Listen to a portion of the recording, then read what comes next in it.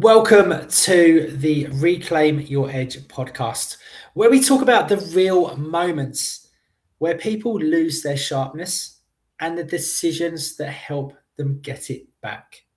I'm Adam Alexander, and each episode I sit down with experts from different professions and people with real stories to unpick what's happening beneath the surface, what is costing you, and what you can do about it. No hype, no fluff, just honest conversations and practical takeaways that you can use immediately. Today, I am joined by James Carty, who is a sergeant in the Garda over in Ireland, and also he is an executive coach and who talks about resilience under real pressure and how he can balance frontline work with building a coaching practice. So let's get into it. James, an absolute pleasure to have you on this episode. How you doing? You good? I'm good, Adam, and yourself? Yeah, all good, all good. So Brilliant. James, just introduce yourself and let us know, how many years have you got left in the Garda? You learnt that question in I September. did. I learned it very quick. I learned it very Yeah. quickly. I did. Yeah, no, I suppose I started at the beginning. January 25th, 1999, I entered into Templemore. I was just shy of my 20th birthday, so I was young, fresh-faced, had no cares, thought the world was a nice place and all that everything was good and that it would just flow.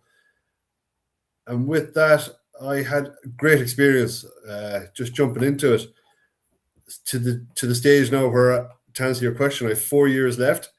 But in that time, I have made great friends. I have got to experience so much in life. I've been lucky to see the world through different lenses. The organization that I joined in the Guards, it's been a lot of rebuilding down through the years, but it also afforded me a lot of chances to not just learn physically from seeing stuff, but to go back to college, to do different courses, just to learn life in general. And with that, a lot of resilience lessons as well, with different challenges I've seen. And not everything is textbook, as we know. So you have to find an answer there and then to deal with different people. So I've seen the best of people, I've seen the worst of people, but generally you always see the best of people, which is great. Yeah, good stuff, good stuff. So you got 4 years left, and you joined in 1999. That was a good few years ago. So again, it's like you're saying, like, so you're currently a sergeant, and also you are, you're an executive coach as well. Yeah. So tell me about that. Like how, like what is it you're going to be doing with regards to that, James? So I suppose I go back to when I was 20 again. I had my leaving cert. I had no education, Maria. I went to, I had gone to college for a year, but I left college to join the Guards. And with that, I thought, I'm earning money now. I don't need college. I don't need anything. But I suppose as life went on, things changed. Family came into it, different responsibilities. And I always looked back then to say, oh, I wish I had finished college. It would have been nice to have my degree when I was afforded the chance. And this degree came out in the Guards in Applied Policing and Criminal Justice. So with that, then I applied for that. Went back to college in the midst of having children and moving house and job going on and everything. So I really threw myself into it and got my degree. And that was through the Guards, so I was very fortunate. But that then allowed me to further my education. So I financed myself then to do a master's and to do my executive coaching course then and that. So I'd learned a lot of lessons of how the resilience was thrown, or how stuff was thrown at me. And as it was thrown at me, how did I manage my time, family, everything? So the growth that I started, I kind of said to myself, it'd be lovely to set up my coaching business so that I can help others through lessons that I've learned. Mm. And I was having a conversation with you last September at an expo in Athlone, and I was telling you about it. And I'll never forget the words you said to me. You went, "Why are you waiting for perfection? Just go do it." So with that, I started researching it and threw myself in behind it, see how I go. So with the executive, that brings me up to the executive coaching and the coaching. From the guards, I learned people always want somebody to listen to them, to offer them solutions, and to help them to find them solutions. And that's very much like the coaching side. People want to bond their teams together. They want to get answers and all that. And sometimes they can find the answers themselves by having somebody to listen to them and ask them that question that might get them to the next phase. So, in a way, what I've learned in my 27 years to date, I'm now transferring over into the executive coaching, where I sit down with somebody like yourself there, Alex, or Adam, sorry, and we'll be having a conversation, and you will say, "I have such and such a problem, James." So I'll ask you, "How is that your problem?" Exactly. Or whatever. And we'll just Yeah. keep having a chat. And The answer's in the questions, isn't it? yeah, That's all it is. That's all it is. That is all it is. And also, like you said about balancing family life as well. So like for you, like everyone knows family life is it can be challenging as well. But yeah. for you, it's like yeah. Go on. I'll let you. No, go on. Ask your question. Sorry. Well, no, like for start, I know that like it was your daughter's first day back after surgery, okay, and also you're also part of a Down syndrome association as well, aren't you, James? Yeah, that's correct. So I have 3 children, 12, 8, and 4. Yeah. When I was doing my college exams for the first time, my 8-year-old boy decided to arrive in the middle of the exams, so I had to. So selfish. Yeah, it was. So I had to get an extension on doing them exams. And funny enough, then my youngest girl, I was doing my master's, and we got a diagnosis with her pre-birth that she had a heart condition that they thought might be a fatal condition. So I had to balance doing the master's at the time with that. Now I got great support from ATU Sligo at the time in doing my exams. That's the university I was with. Yeah. And my little girlie, we were told she may be fatal, she may need surgery there and then. And a pre-birth diagnosis 3 weeks before she was born told us that she was also going to be born with Down syndrome, which was kind of a shock to the system. And I'm saying this as a parent, and some people might think of it in a different way, but the child you were given when they're born with Down syndrome was not the child you were expecting, first of all. So you were expecting this healthy, fun-living child. And this might resonate with other parents, just not with a child with Down syndrome, but with another syndrome or something else. Mm. And sometimes you have to deal with that there and then so that you can move forward. So it's like kind of grieving the child you thought you were going to have to celebrate the child you are actually going to have. So that takes a mindset change and having to put yourself from what you were expecting to do to a different, you're changing lanes, basically changing from the lane you expected to the lane where the journey is actually going to go. So my little girlie arrived. We were prepared for 6 weeks plus to be stuck in the hospital in Galway, or in Dublin, sorry, in Crumlin, to have her surgery there and then. She was born on a Tuesday, and right from the beginning, she started defying odds, and we were home on the Friday. Whatever happened. It's even the doctors couldn't describe what she had done. So That's it. Yeah. it's just madness. But she got stronger and stronger and stronger to the extent where she's in preschool or kindergarten, whatever people want to refer to. And she will be starting mainstream schooling next September. So we had to take a choice. She needed open heart surgery. So we needed to take the choice whether she has the surgery now or has the surgery in the future, and it might disrupt her schooling. So we ended up getting the surgery done there. January 5th, just gone. And this week we were in Crumlin for her follow-up, 4 weeks post-op, and they said everything's good to go. And with that, Amazing. she went back to school this morning. So I have learned a lot from her as well in 4.5 years of resilience and fighting the fight and not taking, well, not letting somebody set a limit for you. No. Do you know, No. I'm moving forward. Do you know, That's it's it. really good to see what she can do, you know, what she can achieve. Exactly. And again, it's like, you know, all of this, like you said, like you had to, you know, there she's showing loads of resilience, you know, and again, little ones, they are very, very resilient. Yeah. Like the children, people don't think they are, but they are really, really resilient, even more so than adults, I think so. Oh, You know, 100%. because I think that when adults, you know, when we get older, we use this too much. Right, don't we? Like we start thinking of all the different possibilities that could go wrong or potentially go wrong, you know. And whereas, and then with all of these things, all of these different outcomes, we don't take any action. Yeah. Whereas with kids, they just crack on. Yeah, like just to give an example of that, she had the surgery on the Monday and we came home on the Saturday, and I was expecting her to need pain relief, but she never looked for pain relief at all.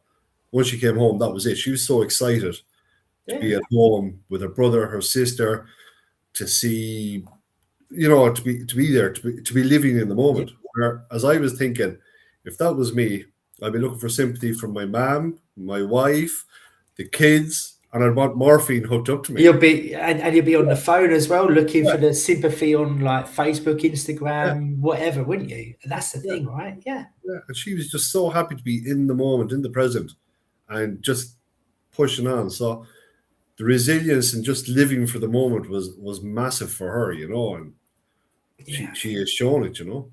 Nice. Again, I'm so I'm really, really pleased, like not only for you but also for her as well, with you know, with what you said about the surgery that's just happened, and her going back to preschool today. That's really, really cool. Really, really cool.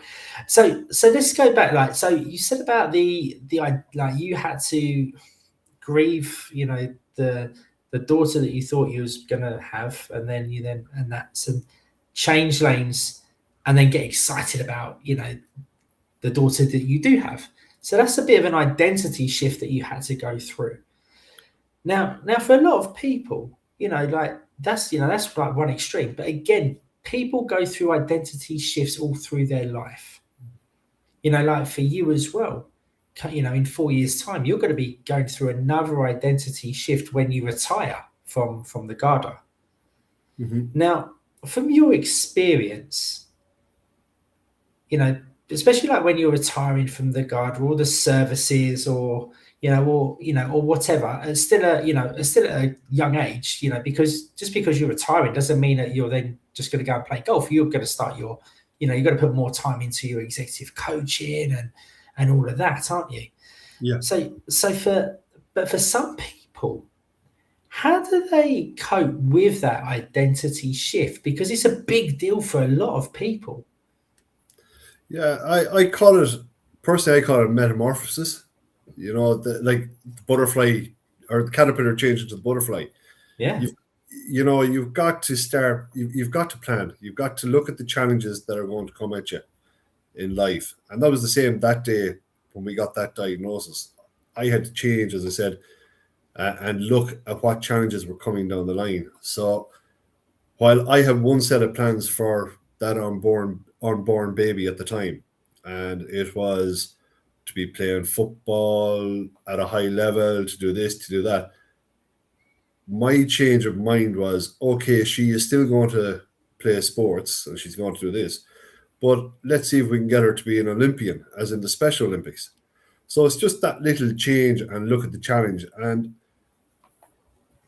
when people come to setting goals for themselves in life, the challenges are what they have to embrace, because they fuel your growth going forward. You know this yourself, Adam. When somebody wants to grow, they need to put something. They need to make themselves uncomfortable. There needs to be a reality there, where they're going to look at a big goal and, excuse the language here now, you're going to look at it, you're going to shit your togs, you know? It's got to be that big, hairy something or other that when you bite into it, it's going to really awaken your senses and challenge you. So Iris has taught me accept challenges. Now I have done a few challenges along the way, but this setting up this business was also a challenge for me because I had to balance it in life, family life, as I said, my other job, my children, like I said, my family, but my children also have other commitments. Of course. Them out. And it's trying to adapt to that and see where I go. And this is where I suppose I've come up with this system called the Forge system. I was telling you about it. Like I've already explained it there. What challenge? What's going to fuel your growth? What challenges are you going to set for yourself? But the next one then is observation, and it's observing the waterline, and it's where you set up your network around you to help you. So you have to, as I describe it, boats have a plimsoll. Yeah. So there's a line there. So as the boat gets heavier, the plimsoll goes down. Mm-hmm. And some people think, well, I hit the accelerator and take off, but all you're doing is you're driving the nose down. You're going lower and lower. So you've got to see, where do I lighten the load? How do I make that come up? And that's where your network comes in, where your family, your friends, are they helping you to achieve your goals? So as you know, the plimsoll, as you unload it and you get the right network community around you to help you reach your goals, it's going to come up. It's going to lighten the load on you and make it easier for reaching your goals. And that's then where the resilience comes in, the rebuilding the engine, as I like to say, where your non-negotiables, and you know about non-negotiables because I listened to you give a presentation on this before. People need to adapt. What is their non-negotiables? Is that getting up? If they have a busy day ahead of them, are they going to get up at 6 o'clock in the morning and go for that gym session? So come home, have their shower. They're going to go for their walk or their run to start the mind off. Mm. Is it the pint of water first thing in the morning that's going to rehydrate them after the night's sleep? What is the non-negotiable you're going to put into your life that's going to set you up, not just for that day, but for the weeks ahead, so you can hit that final target or get close to that final target that's going to help you. And that's where the whole growth comes in then. It's the G part of it. It's getting that discipline, the discipline you're going to put in place, that these non-negotiables aren't going to fail. Do you know what? So it's all building upon each other, and that's where the evolution comes in. The metamorphosis, as I said, where you're going to go from you're fueling your growth, the foundation, taking them challenges, and coming out the far side a better person, but getting closer to the targets that you set for yourself in life. That's the Forge system. You were asking me about challenges, and that's kind of what I've learned in 27 years, putting it into a system myself to get myself there. And I don't know if that answered the question you asked or. No, it did. Again, it's because it's about the identity, isn't it? Yeah. Again, like people can then just get, they just get drawn in, like you said, they sink down, right? They sink down, and then, but by them doing more, working harder, or that, like you said, all they're doing is they're just driving that boat underwater. Yeah. And then they're going to be drowning, right? That's what a lot of people do. And it's not until they're actually drowning that they go, excuse my French, oh shit, I need to do something. I need to pull the life vest now. Yeah. Yeah. But the way that you said it is that you need to actually follow the Forge system, like you said, and the way you broke it down is perfect.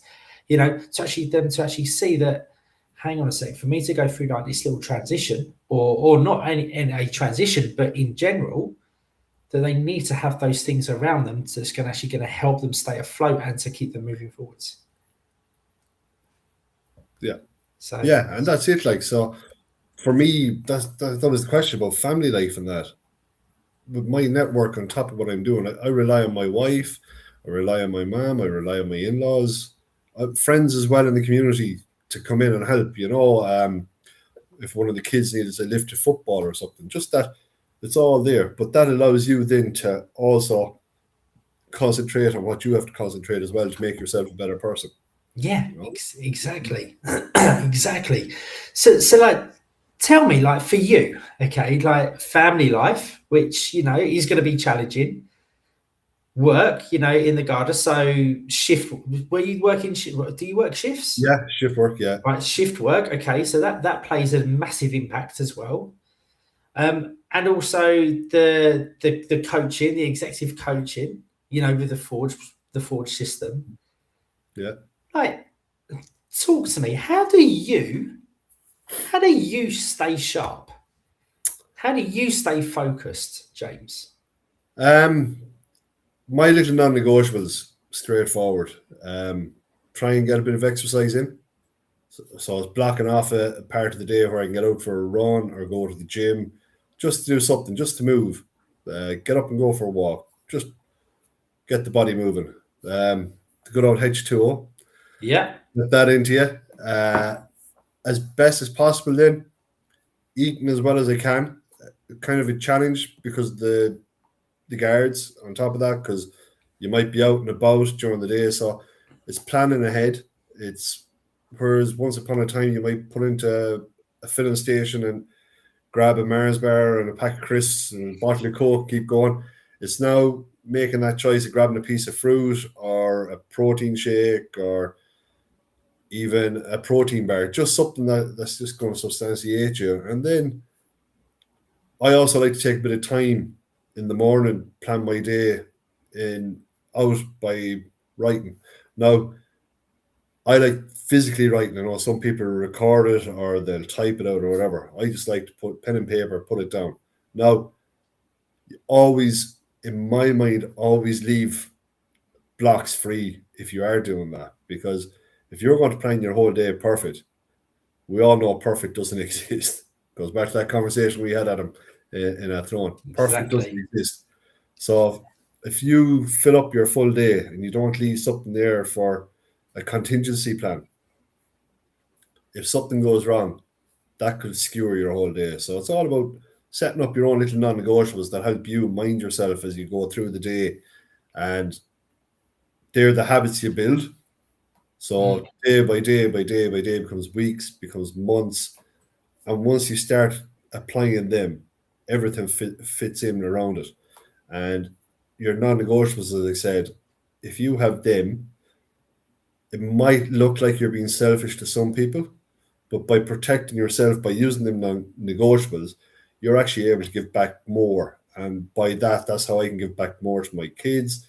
I can give back more to my family life, to my wife, building our little date night here and there. So the non-negotiables, while they look selfish from the outside, they really aren't, because you're doing it for the people that you care about. Yeah, because if you're not healthy, that's it. It doesn't matter. It doesn't matter what you do, because you're not going to be able to. You're not going to have that energy to do stuff with them. No. And that's just the reality of life. You just, yeah. No, I totally agree. People do need to be selfish. Like I said, like you just said, put yourself first, put your needs first to make you a better person. Yeah. Because then everything else is then going to be easy. It's like when you get, and this is an old analogy, when you get on the plane, they tell you when the mask drops down, if the mask drops down, take care of yourself first before those around you. Oh, yeah. It's the same thing. Yeah, exactly.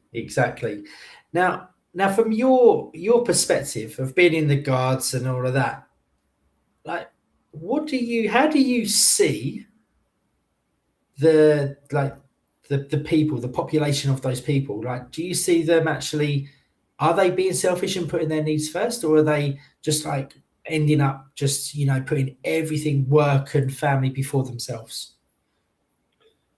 As in the people within the guards or people outside of the guards? No, inside the guards. So I think a lot of guards are very good natured, and they want to help people. So bit by bit, I think they're becoming more. They're realizing more that they have to put these little things in place to help themselves. And the Garda population is also getting older because people are joining later on in life. So a lot of them already have habits of looking after themselves. So it's very easy to fall into the trap of helping everybody. So this new way of thinking that people have brought in actually does assist them in the long run. That they're already thinking about their, I suppose, life has got more clean living. They've already thought of packing their lunch before they go to work, burning their 2 liter bottle of water or their bottle that they can fill on the run. And they're also trying to build in that life of where they can get time to work out and stuff like that. Like for myself, yesterday I was working during the day, but I had promised my kids when I finished work, we go to the running track and we do a run. But in my mind, I was finished work and I was going, I don't really feel like this. But because I promised the children we'd do it, it drove me into going into the running track. Do you know? And I suppose that's where the Garda population are getting better. They're realizing that they have to do this stuff to benefit in the long run. Nice. Does that make sense? It does. Yeah, no, it does. It does. There's a shift. There's a shift happening, which is going to benefit them long term, right? Yeah. And then long term as well. It's not only going to benefit them, but also the organisation as well of the Guards. Most definitely. That's it. That's it. So and also with the coaching that you do, and also your experience and all of that, what would you say is the difference between where are things fragile, the organizational, from what you see, what's the number one thing that causes the fragility in these organizations? Is it the self-care or is it something else, would you say? The fragility, I suppose this goes back to what you asked previously. When people take too much on themselves, this is where the fragility could start, because when you go to a high pressure incident and you have all this stuff coming at you all at once and you have to make decisions in a timely manner, the more you take on board, the harder it is to make a clear decision. So the fragility could start where people are loading themselves on with stuff and you have to make that snap decision. But because of you not clearing the decks of everything you've had on already on board, that's all gathering up. And your decisions then, it's decision fatigue. Say your mind is processing too much that it can't make a clear decision. And that decision fatigue then could end up with you making a decision that could ultimately capsize the boat. And that's the same in business life or any type of life. People that are working at the top levels, leaders in companies and all that, organizations, the more they take on without fully seeing it through or clearing that deck, and that's where the non-negotiables come in. Without clearing that deck, their thoughts are just getting stale because of the same thing coming on, and they're just making the load heavier. So for fragility, I think the best self-care, as you said, taking care of yourself, making sure that you've processed your thoughts, that even when it comes to making thoughts in a timely manner or whatever, that you can set aside a part of your day where you have 10, 15 minutes to process some of the stuff that you have already dealt with during the day, that they're processed part, so that when you move on to the next thing, you're able to process the next thing. So that's it. Yeah, self-care. That's it, right? And having these little blocks throughout the day, just to recap and just to process it. That's it. I like to call these as well primers, the little blocks throughout the day. Yeah. Where instead of you just going all the way through, just factor in little, like 10 minutes, it doesn't have to be long, where you can have a little process it, Yeah. but then you can then also get yourself ready for the next block, the next chunk. You know, and have these boundaries in place.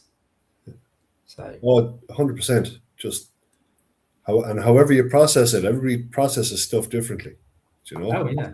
So it's finding out what way works best for you, and doing it from that way. The best way, but also the way to process it, which isn't going to have a negative effect on you.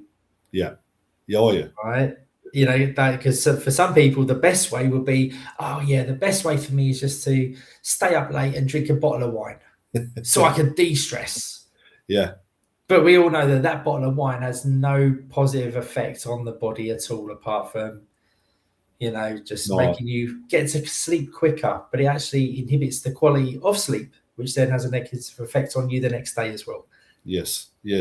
And you can see that most people these days have a smartwatch that measures their sleep as well. You know, and you can actually see where you've had a day where you haven't processed stuff correctly, and it comes back in the sleep pattern. And that's like I have a watch there, and I can see where the sleep quality mightn't have been great, but that's because I've been working nights or whatever, and you're trying to build that back up. So you have to take that time the next day to get the body right. And even if you had the odd time you'd have the drink or two because you're at something, you know it the next day because everything is sluggish. Oh yeah, tell me about it. Tell me about it. So it's like when we met in Athlone. My goodness, you know, I hadn't had a drink for ages, and then all you Irish lot were showing me the ways of Guinness. I was like, oh my goodness. And then I had to get 2 flights the next morning and get a taxi at 4 a.m. Yeah. No, I'll tell you something, I was very sluggish that day. You had a big family occasion to be back for, so you couldn't even... Exactly. You had all that process as well. Exactly. Yeah. So again, like how, like from your experience, like how would you say is, like, you know, what works well, like not only like for the people in the guard, but also like in the corporate world, you know, for the executive coaching? What do you find is like the best way for people to process their day? Like, what would you say? For me, I go back to the writing down. At the end of the day, I just like to write down my key thoughts of the day, and it primes me for the next day, because I just know what I've done. And it's only like people talk about journaling as if it's this really hard thing to do because you have to have something fancy, but journaling could be one line. It might be just one thought that you've had that will push you on, and it can just be one line. That's it. You don't have to write 15 pages to make it look good, you know. Some people like to process by having a bit of peace and quiet. Some people like to process it by going for a walk. Sometimes I go for a run. Go to the gym. Go by yourself. You know, you can go to a gym class, whatever. Just everybody is different, but everything comes back to getting the blood moving, flowing. You know, but like saying that, the meditation, then some people like that just to process it. So it is about finding what's right for you, but finding in a healthy manner of self-care. And I suppose this is where the likes of yourself and myself come in at them, where if we're dealing with a client, we can make recommendations depending on their lifestyle, where they will share stuff with us, and then from that, then we can say this might suit you, as opposed to, put it this way, you could have somebody that a walk might be better for them than asking them to go run a marathon. Of course. You know, the journaling or the meditation, you could have a person that is highly strung, and they might need to take that 5 minutes to where they write out their thoughts, or they might need to sit and just meditate in a room with nothing around them, just that they can. And meditation, while it sounds strange to some people, there is science on it that backs it, and it's not going to work every time. As in, you can sit here, and if you're highly strung, then 5 minutes is going bang, bang, bang, bang, bang. But tomorrow you might come in, or next week you might come in, and that 5 minutes becomes easier and easier. But it's about adjusting. I suppose that's, as I said, for you and me, come in and we can help people recognize what is suitable to their lifestyle and make suggestions. And if they say to us, I didn't find that worked, you can ask them, well, why do you think it didn't work? And you get them to track back over their day, and before they know it, they might pinpoint something that during the day just triggered them, that they're like going, oh, I did that. And that's why I wasn't really myself. And you're going, okay, now we've noticed that as a trigger. How do we combat that the next time so that they can process everything? Exactly. Yeah. Exactly. Again, it's just like taking that time, but you won't get that answer unless you take the time and also look at the questions as well. Yeah. Oh, definitely. You just the questions are there. It's like there was a poem years ago about I met a man, and the questions were the 5 W's: why, what, where, who. I can't think of the other one off the top of my head. And then there was how, and just processing stuff by asking yourself a simple question, or working with a coach and asking the coach, or the coach asking you them questions that you can process it, And I suppose there was a man, I'd say you met him in Athlone, Carlo Griffin. Yeah. And I sat down with Carlo nearly 2 years ago, and he did a bit of coaching with me.